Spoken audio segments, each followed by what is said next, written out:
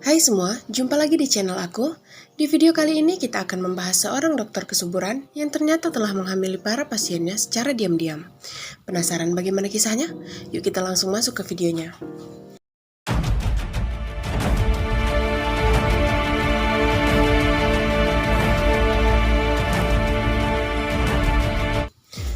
Dr. Donald Klein adalah seorang dokter kesuburan yang terseret sebuah kasus karena telah menghamili pasiennya secara diam-diam melalui inseminasi buatan dengan spermanya sendiri tanpa izin dari pasiennya.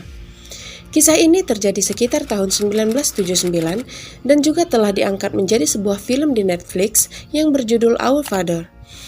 Dikabarkan Dr. Klein telah memiliki anak sebanyak 94 orang dari inseminasi buatan yang dilakukannya kepada pasiennya itu.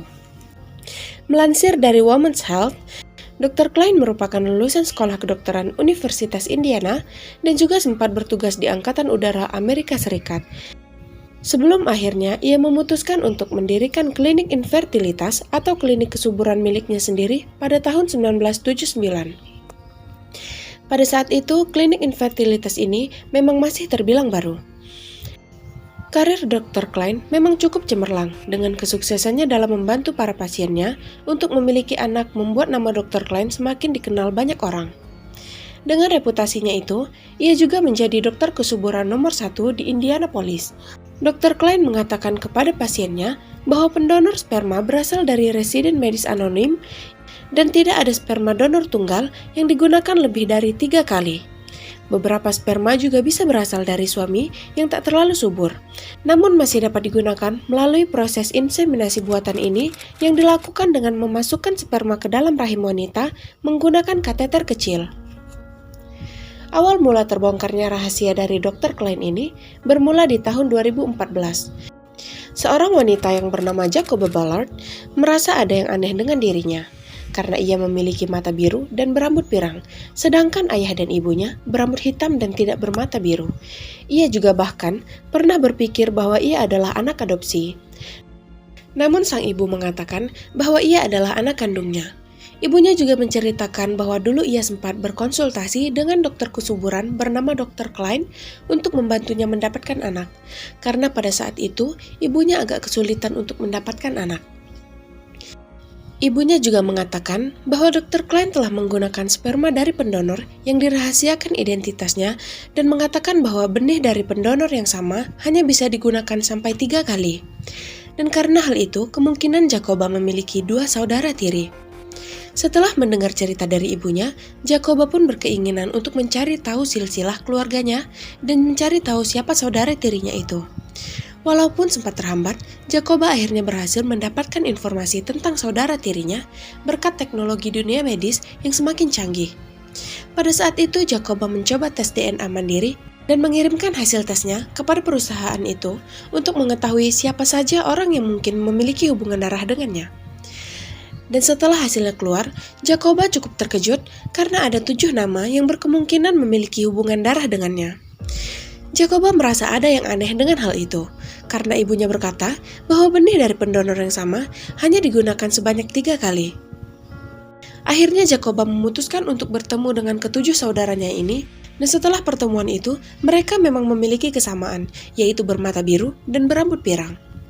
Orang tua mereka juga sama-sama pernah berkonsultasi dengan Dr. Klein. Hingga pada suatu saat, mereka mendapati bahwa ada satu nama yang tidak asing bagi mereka, dan nama itu juga kemungkinan memiliki hubungan darah dengan mereka. Nama itu adalah Donald Klein. Ya, itu adalah Dr. Klein yang telah membantu ibu mereka mendapatkan anak. Mereka pun langsung berpendapat bahwa pendonor sperma untuk ibu mereka kemungkinan adalah Dr. Klein itu sendiri. Dan Dr. Klein adalah ayah biologis dari mereka. Sampai saat itu, sudah terdapat 8 wanita yang diberikan benih dari Dr. Klein tanpa izin pasiennya.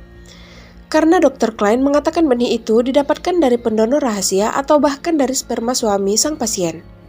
Jacoba dan saudaranya pun akhirnya melaporkan Dr. Klein ke pihak berwajib bahkan langsung ke Kejaksaan Negara bagian Indiana.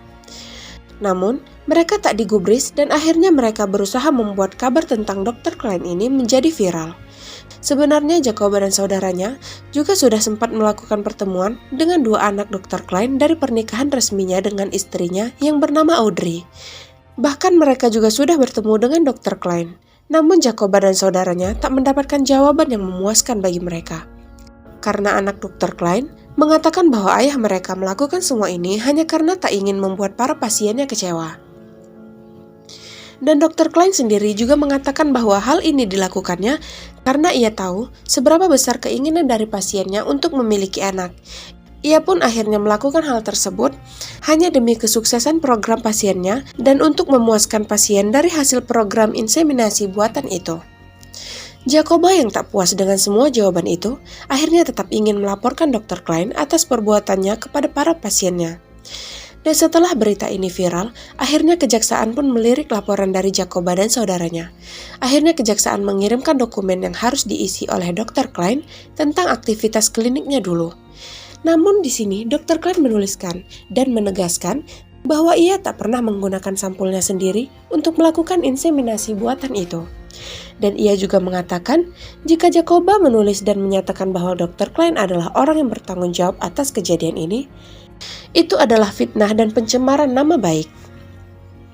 Setelah itu, polisi datang ke rumah Dr. Klein dengan surat perintah untuk mengambil sampel DNA-nya. Saat ini tentu saja Dr. Klein sudah tak bisa menolak lagi, karena yang memintanya adalah pihak kepolisian. Dan setelah hasilnya keluar dan terbukti 99,9997% cocok dengan DNA Jacoba dan saudara-saudaranya. Dan terbukti bahwa Dr. Klein adalah ayah biologis mereka. Setelah adanya bukti valid ini, media pun akhirnya berani menyampaikan bahwa Dr. Donald Klein adalah pelaku dari inseminasi legal ini. Dan reputasi yang selama ini dibangun Dr. Klein mulai hancur. Banyak pasien yang kecewa dan meminta agar Dr. Klein dihukum seadil-adilnya.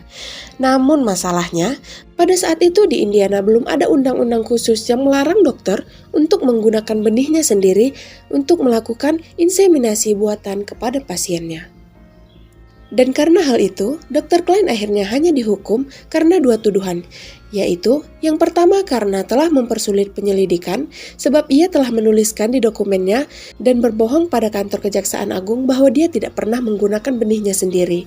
Dan yang kedua adalah telah mengancam Jacoba atas tuntutan fitnah dan pencemaran nama baik.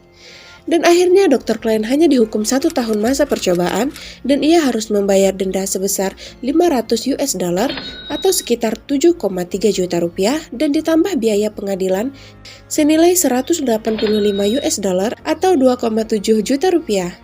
Dr. Klein juga kehilangan lisensi medisnya, namun itu sebenarnya tak berpengaruh untuknya karena ia sudah pensiun pada tahun 2009.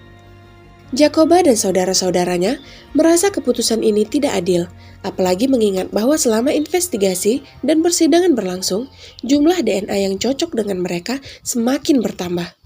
Bahkan pada tahun 2018, ada 94 DNA yang cocok dengan Dr. Klein.